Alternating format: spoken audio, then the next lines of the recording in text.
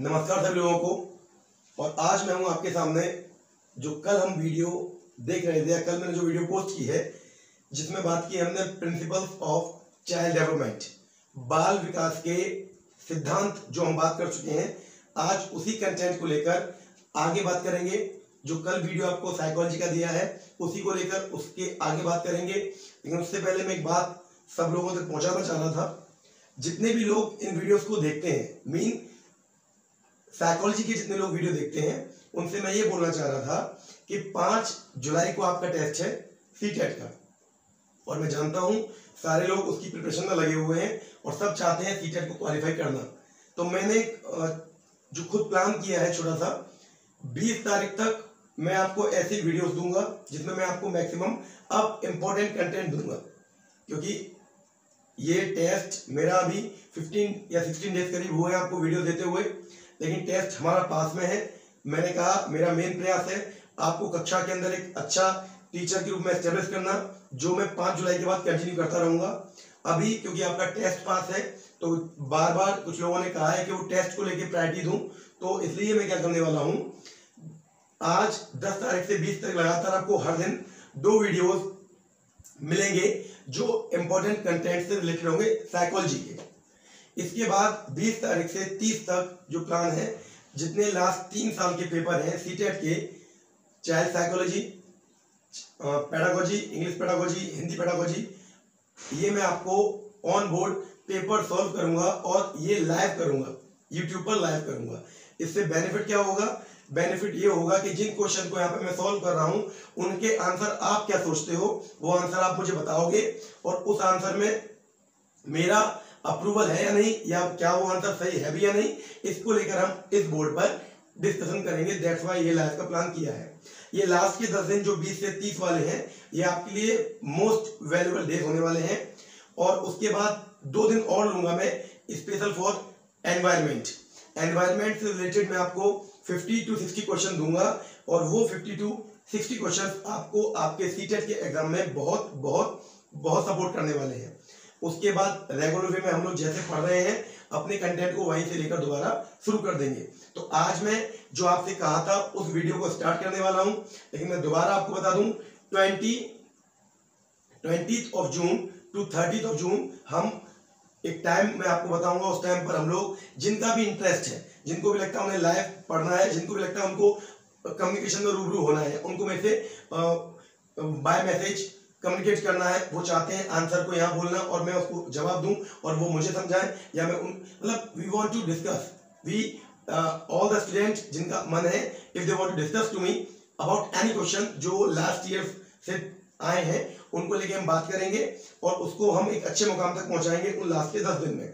और लास्ट के 2 दिन एग्जाम से 3 दिन पहले आप लोग, मैं एंड तक साथ में हूं, लेकिन एग्जाम से 2 दिन पहले मैं एनवायरमेंट आपको दूंगा, जिससे आपका एग्जाम सीटेट का एक अच्छा टारगेट लेकर आप जाएं और अच्छे नंबर से आप सीटेट को क्वालिफाई करें। ठीक, तो आज जो हमारा टारगेट है उसे लेके चलते हैं। आज है हमारे, जो मैं कल प्रिंसिपल्स ऑफ चाइल्ड डेवलपमेंट मैंने आपको बताए थे, जो 8 प्रिंसिपल बताए थे।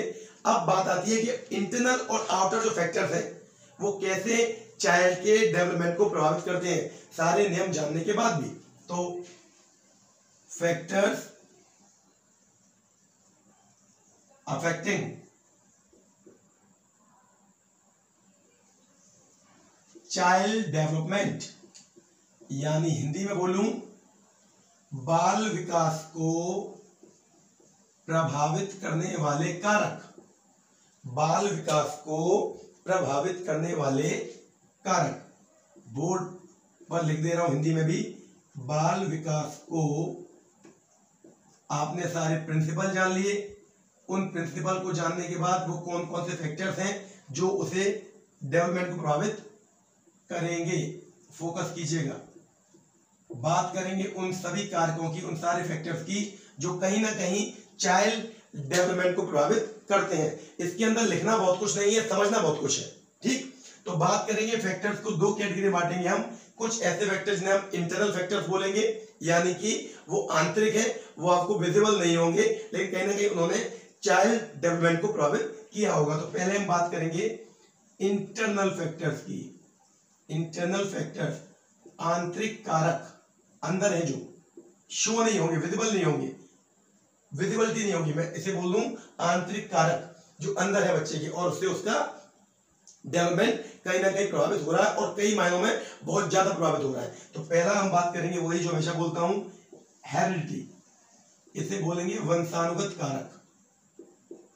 वंशानुगत कारक। इतने टाइम से आप पढ़ रहे हैं, आप टीचर बनने वाले हैं, टीचर के ट्रैक पर हैं, तो आपको ये तो मालूम होगा कहीं ना कहीं बड़े लेवल पर जो वंशानुगत कारक है जो आपको विजिबल नहीं होते, मतलब क्लासरूम में अगर आप जाते हो तो आप देखकर बता नहीं पाओगे कि ये बच्चा किस परिवार से बिलोंग करता है और क्या इनहेरिटेंस लेकर आया है वो, मतलब आप इसको विजिबिलिटी में शो नहीं कर पाओगे।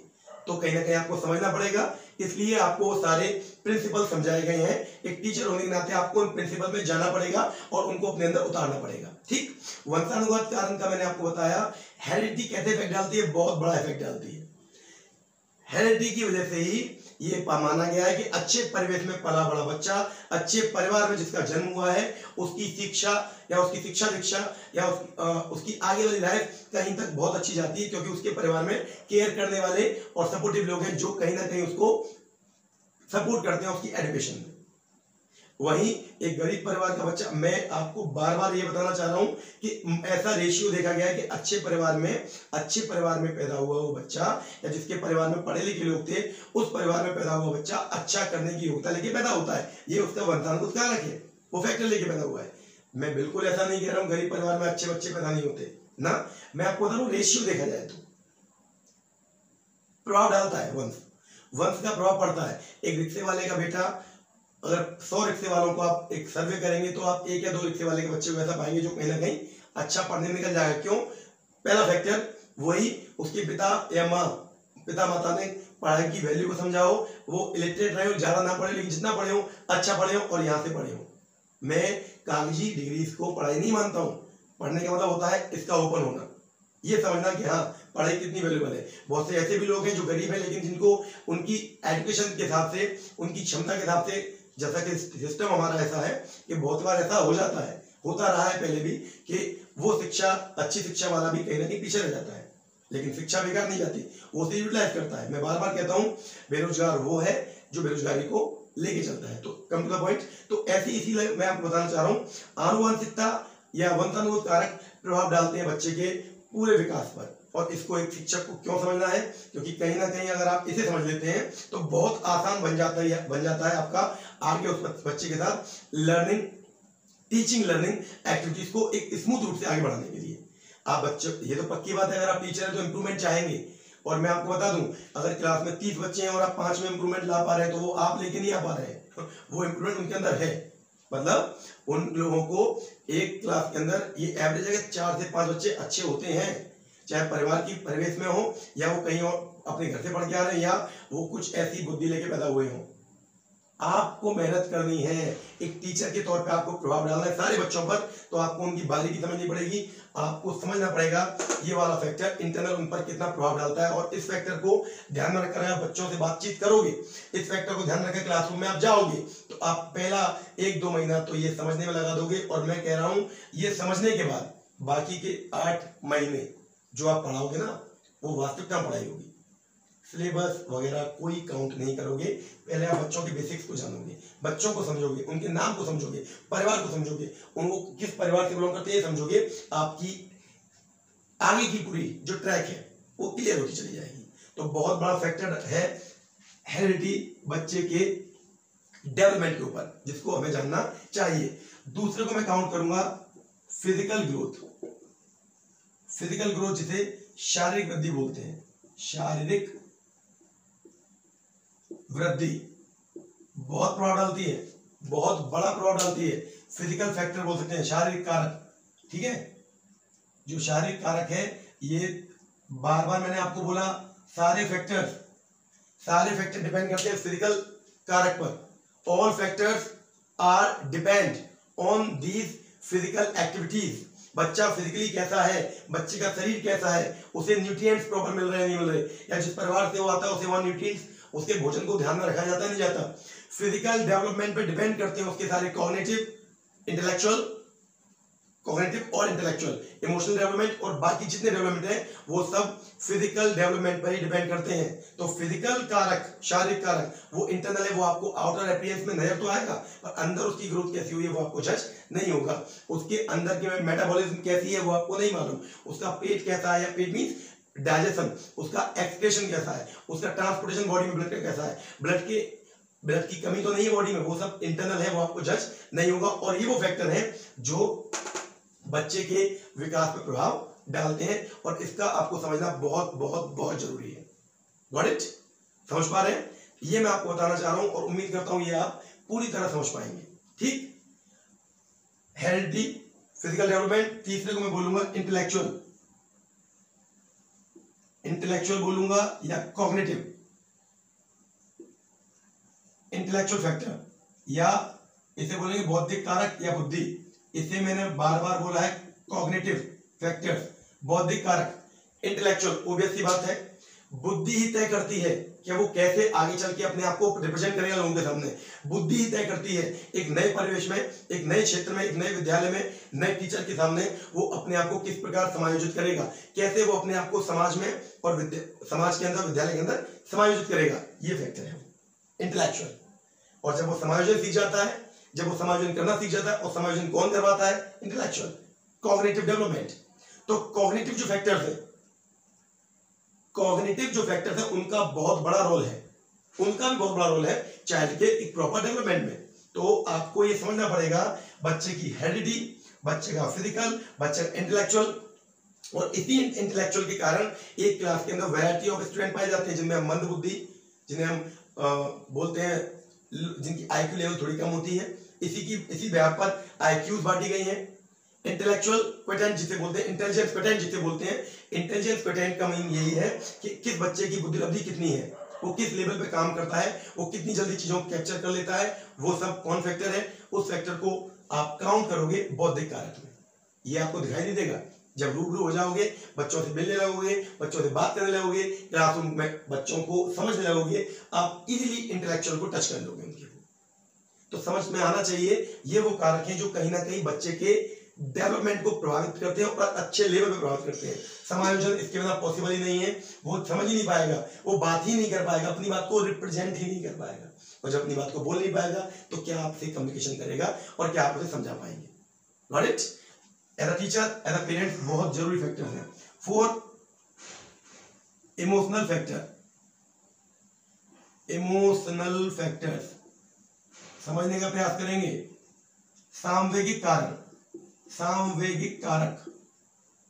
सामवेगिक संवेग, प्यार, नफरत, ईर्ष्या, जलन, ये सब क्या ये प्रभाव नहीं डालते? सोचिए, क्या बच्चे को बस का प्रभाव नहीं पड़ता? ओबियस की बातें पड़ता है। घर के अंदर उससे प्यार से बात नहीं की जाती, घर के अंदर उसे प्रताड़ित किया जाता है, या माँ बाप अपने कार्यों में लगे रहते हैं, उससे बात नहीं करते, उसके इमोशन हर्ट होते हैं।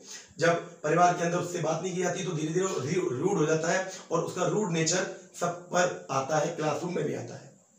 वो लंच में बच्चों को पीटता है, तो वो क्या है, वो कहीं ना कहीं उसका सामूहिक यानी इमोशनल डेवलपमेंट प्रॉपर नहीं हो पाया है। अगर वो बचपन से ही नफरत द्वेष सीखेगा तो क्या होगा, क्या पाएंगे आप ये पाएंगे वो आगे चल के ऐसे होता जा रहा है। और बार बार बोलता हूं 6 to 12 फोकस कीजिए, 6 to 12 ध्यान दीजिए। ध्यान तो आपको 0 to 12 सब देना है, लेकिन मैं बोलूं बाल्यावस्था में मत छोड़िए उसे अकेला, मत छोड़िए। एज अ टीचर उसकी बातों को समझिए, एज अ पेरेंट्स उसकी बातों को समझिए, चेंज दिखाई देगा। मैं आपसे कह रहा हूं साइकोलॉजी के लिए आपको दूर नहीं जाना है। अपने घर का कोई भी परिवार के जो बच्चे उनको उठा लीजिए मीन उनको ऑब्जर्वेशन शुरू कर दीजिए। आप टीचर बन रहे हैं, अच्छे टीचर बन रहे हैं, आप बारीकी समझ जाएंगे कि मेरे परिवार का ये बच्चा अच्छा कैसे कर पा रहा है, या वो अच्छा क्यों नहीं कर पा रहा है। अगर वो अच्छा नहीं कर पा रहा है उसके पीछे क्या कारण रहे होंगे, वो सारे कारण आपको यहाँ मिलेंगे। ठीक, तो ये इमोशनल फैक्टर बहुत बड़ा प्रभाव डालते हैं। सारे फैक्टर्स कोरिलेटेड है, इंटरलेटेड है। Got it? अब क्योंकि वो इमोशनली चेंज हो रहा है, उसके इमोशन चेंज हो रहे हैं, तो वो आगे तक वो चीजें काउंट करती जाती हैं। इसी वजह से बच्चे स्कूल छोड़ के जाते हैं, इसी वजह से बच्चे लाइफ टाइम टीचर को याद रखते हैं। अगर आपका प्रभाव अच्छा है तो वो आपको जब विद्यालय छोड़ के जाएंगे अगले स्कूल में तो आप उनके आइडल बने होंगे। ठीक, इसी वजह से बच्चे बीच में स्कूल छोड़ देते हैं, इमोशनल अटैच नहीं हो पाते टीचर से। टीचर केवल उन्हें एक माध्यम मानते हैं, केवल एक बच्चा मानते हैं, उन्हें परिवार या अपना एक ऐसा कारण नहीं मानते उनके लिए, उनको लगाव नहीं देते, उनके लिए अटैचमेंट नहीं होता, तो वो धीरे धीरे स्कूल को क्विट कर देते हैं और बच्चों का इसी वजह से स्कूल ड्रॉप काउंट किया जाता है। तो ये बहुत बड़ा फैक्टर अपने आप में बच्चे को प्रभावित करने वाला, डेवलपमेंट को प्रभावित करने वाला। सोशल फैक्टर की बात करूं, जिसे मैं बोलता हूं सामाजिक कारक। सामाजिक कारक की बात कर रहा हूं। समायोजन, समाज के अंदर ये पाया गया है, जो बच्चे आपने देखा होगा गांव में, शहरों में जो बच्चे गरीबों को हेल्प करते हैं, बचपन से होता है उनके अंदर, या जो बच्चे आगे आके लोगों को सपोर्ट करते हैं, जो कोई घर में फंक्शन हो उसमें आगे आगे बढ़ते हैं, तो वो मैक्सिमम टाइम एक्टिव पाए जाते हैं और वो एक्टिव होते हैं क्योंकि उनका सोशली अटैचमेंट ज़्यादा है, सामाजिक उनका बोल सकते हैं गेट टुगेदर ज़्यादा है, उनका अटैचमेंट ज़्यादा है, वो समझते हैं लोग और वो उस चीज़ों में इंटरेस्ट लेते हैं, और इंटरेस्ट लेने की वजह से उनकी इन चीज़ों की वजह से जब समायोजन की क्षमता उनके अंदर बढ़ने लगती है तो इंटेलेक्चुअल बढ़ता है। लोगों से बात करने से हमें इंटेलेक्चुअल मिलता है, और वो इंटेलेक्चुअल कैसे मिलता है, मैंने बताया, जिसका जितना अच्छा समायोजन का वे होगा वो उतने अच्छे तरीके से उस चीज को रिप्रेजेंट कर सकता है। ये सारे फैक्टर एक टीचर देखकर जज नहीं कर सकता, ये इंटरनल है, ये अंदर होते हैं। दैट्स व्हाई मैंने इंटरनल फैक्टर्स कहा है। Got it? समझने का प्रयास करें। ये सारे फैक्टर्स कल वाले प्रिंसिपल्स में आएंगे, ये सारे फैक्टर्स, और ये सारे फैक्टर्स ही प्रिंसिपल तय करते हैं। उम्मीद करता हूं आपको इंटरनल फैक्टर्स समझ में आ गए होंगे। सारे ये 5 फैक्टर्स हैं। अब बात कर रहा हूं मैं एक्सटर्नल फैक्टर्स, जिन्हें बोलूंगा बाहरी कारक। ये बाहर वाले कारक हैं जो कहीं ना कहीं बच्चे को ये भी इफेक्टिव डालते हैं बच्चों के ऊपर। एक्सटर्नल फैक्टर्स की अगर बात करें तो इन्हें आप बोलेंगे बाहरी कारक, जो आपको एक टीचर ऑब्जर्व कर सकता है देखकर, है ना। मतलब आप टीचर क्या, एक पेरेंट भी ऑब्जर्व कर सकता है। एक्सटर्नल फैक्टर होते हैं जो उसको बाहर से, मतलब बाहरी कारक ऑब्जर्वेशन मीन ये है कि उसको आप इजीली किसी के द्वारा पूछकर भी जज कर सकते हो अगर आप उस बच्चे को जानना चाहते हो तो। और बाहरी कारक का मतलब ये है जो बच्चे को बाहरी रूप में प्रभावित करे, जिसके लिए इंटरनल ना हो, आंतरिक ना हो, जो बाहर से उस पर प्रभाव डाले, वो सारे कारक एक्सटर्नल फैक्टर्स में आएंगे। और उन फैक्टर्स का भी बच्चे के डेवलपमेंट पर, हर प्रकार के डेवलपमेंट पर बहुत बड़ा प्रभाव पड़ता है, और उसको आपको समझना चाहिए, क्योंकि जिस प्रकार ये वैल्यूएबल है, जैसे ये वैल्यूएबल है, उसी तरह एक्सटर्नल फैक्टर भी बहुत वैल्यूएबल है, क्योंकि इनका भी चाइल्ड के डेवलपमेंट पर प्रभाव पड़ता है। तो पहला है health and environment of mother during pregnancy.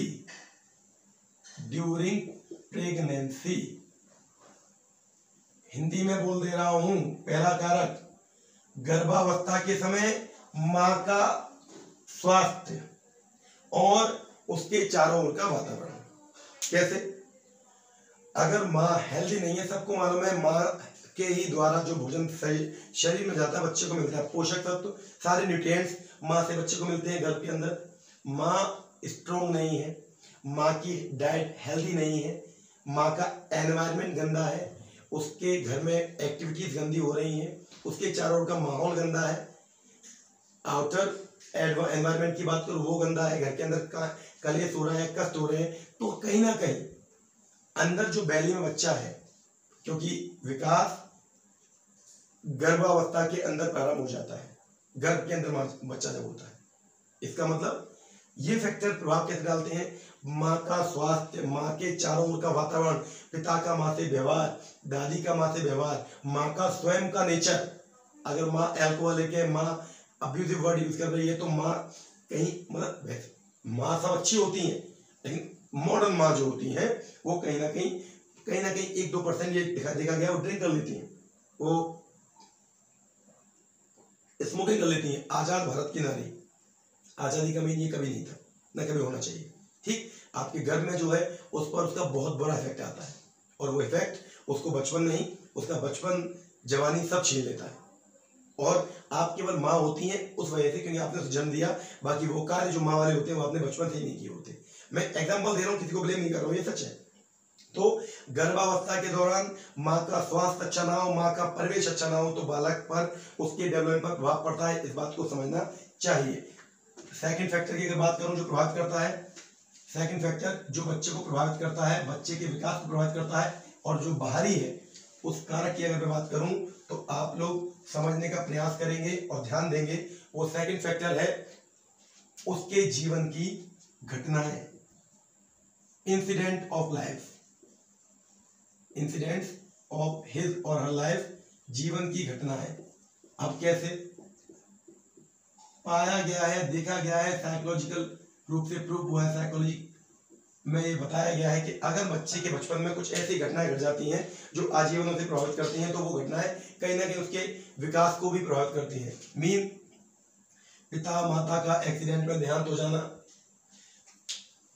घर में कोई सौतेली माँ है उनका बेकार व्यवहार करना, पिता का माता का अच्छी तरह बात न, या फिर कोई ऐसा एक्सीडेंट हो जाना जिससे उसे चोट लगी हो, इंजरी आई हो, इंजर्ड हुआ हो, ठीक, कुछ अब्यूजिव उसके साथ हो गया हो, कुछ गंदा उसके साथ हो गया हो जिससे वो प्रभावित हुआ हो। ये सारी चीजें, ये सारी घटनाएं बच्चों को प्रभावित करती हैं। हमने देखा है बहुत से बच्चों के साथ परिवार के ही क्लोज मेंबर, आजकल हमने काफी सुना भी है, बहुत से बच्चों परिवार के ही बहुत क्लोज मेंबर मिसबिहेव कर देते हैं, गलत हरकत कर देते हैं, बैड एक्टिविटी कर देते हैं, बैड टच कर देते हैं। वो सारी एक्टिविटीज क्या करती हैं वो सारी एक्टिविटी बच्चे की ग्रोथ, डेवलपमेंट सबको प्रभावित कर देती है। उन लोगों की कोई रियलिटी, उन लोगों को कोई जीवन थोड़ी ना है, किनका जो ऐसा कर रहे हैं वो इंसान तो है ही नहीं, लेकिन कहीं ना कहीं इस पर, और अगर फिर उन घटनाओं को हम नहीं समझ पा रहे, उसके बाद हमने ऐसा टीचर नहीं समझ पा रहे, तो फिर हम भी तो इंसान नहीं है। हम में उनमें क्या अंतर है? उन्होंने किया जिसकी वजह से ऐसा हुआ, और हम जो कर रहे हैं उसकी वजह से आगे और बिगड़ेगा। हमें उनको सिंपैथी देनी है, हमें उनको कोऑपरेशन देना है, पेरेंट्स को उनका साथ देना है, टीचर्स को उनका साथ देना है। क्यों? ये घटनाएं भी बच्चों के डेवलपमेंट पर प्रभाव डालती हैं, और वो उम्मीद करते हैं, अंदर से टूटे होते हैं, बच्चे होते हैं, उन्हें चाहिए होता है कोई उनका साथ दे, कोई उन्हें समझे। उस टाइम पर हमें उन्हें समझना है। तो वो लर्निंग जो है, जो आप इस टाइम पर उन्हें समझ के दोगे, उनका अपना, उन्हें अपना बना के दोगे, ये लर्निंग लाइफ टाइम होती है, हमेशा के लिए होती है, और ऐसी होती है कि आजीवन भूली नहीं जाती। तो समझना पड़ेगा, डेवलपमेंट में आपको समझना पड़ेगा कि जीवन की घटनाएं भी उन्हें प्रभावित करेंगी। ये आउटर है, आउटर है, बहुत से बच्चों के बीच में ये होता है। और फिजिकल एनवायरनमेंट, एनवायरनमेंट भौतिक वातावरण, भौतिक वातावरण मतलब बच्चे का वातावरण, बचपन वाली माँ का वातावरण। अब बच्चा जब पैदा हुआ, मान लीजिए, समझिए मैं क्या बोलना चाह रहा हूं, ये भी अगला पॉइंट है।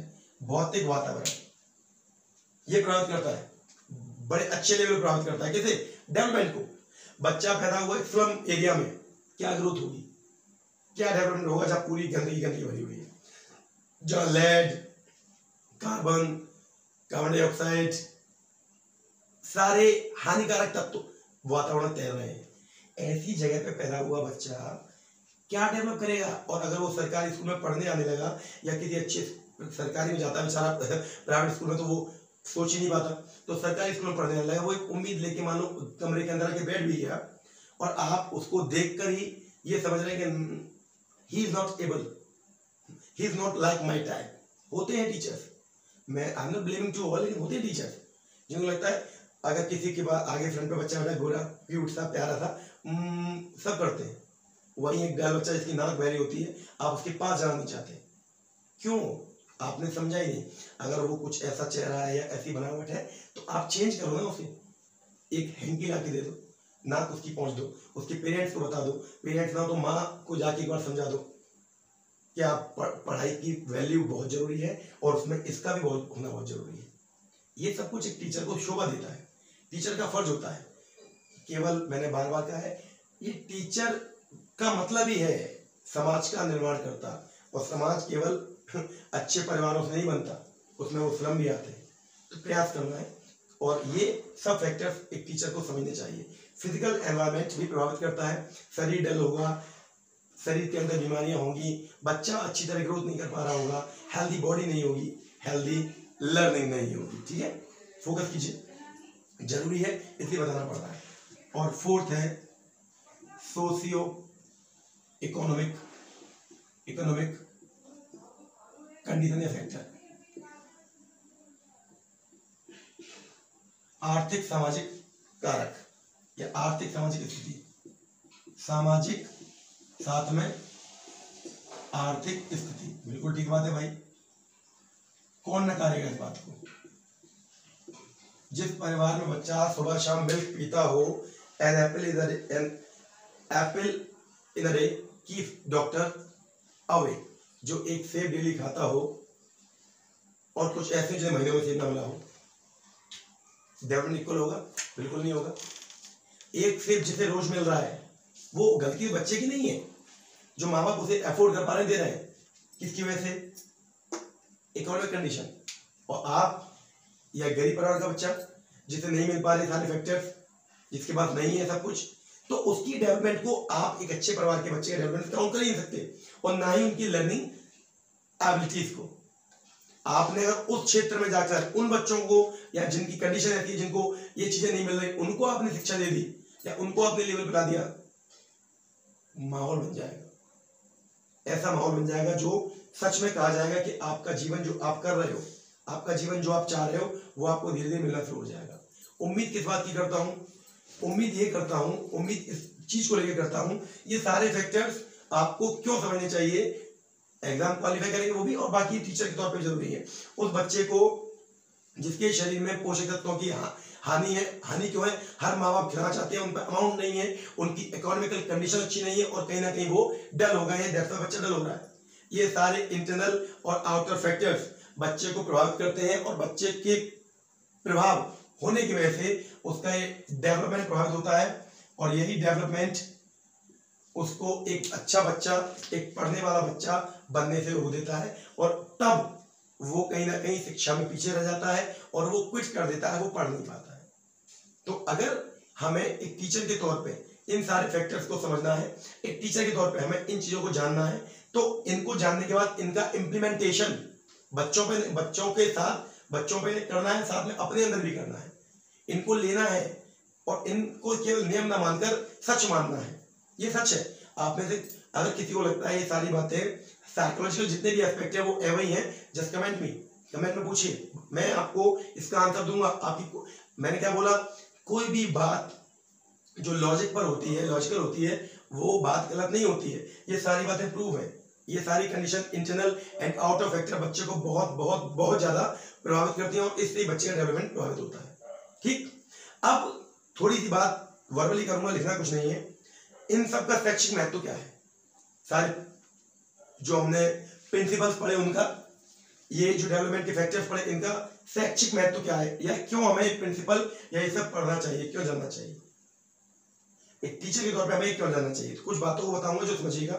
पहला, अगर आप इनको जान लेंगे तो बच्चा किस इंटरेस्ट से स्कूल में आया है, उसकी रुचियां क्या है ना, उसकी क्या स्पेसिफिक क्वालिटीज है। मैं लिख नहीं रहा हूँ, ये वर्बली बता रहा हूँ, ये इसकी वैल्यूज है जो मैंने आपको बताया आज और कल में। बच्चा किस इंटरेस्ट से आया, उसकी वैल्यूज क्या है, वो क्या पढ़ने में अच्छा है, वो कितना अच्छा पढ़ सकता है। एज अ टीचर आप यही तो चाहेंगे, उसकी रुचियां जान जाएंगे, उसकी इंटरेस्ट जान, उसकी क्वालिटीज जान जाएंगे, उसकी गुड एंड बैड क्वालिटीज जान जाएंगे। तो अब क्या होगा? अब आप टैकल कर पाओगे, अब आप समझ पाओगे उसे कैसे टैकल करना है।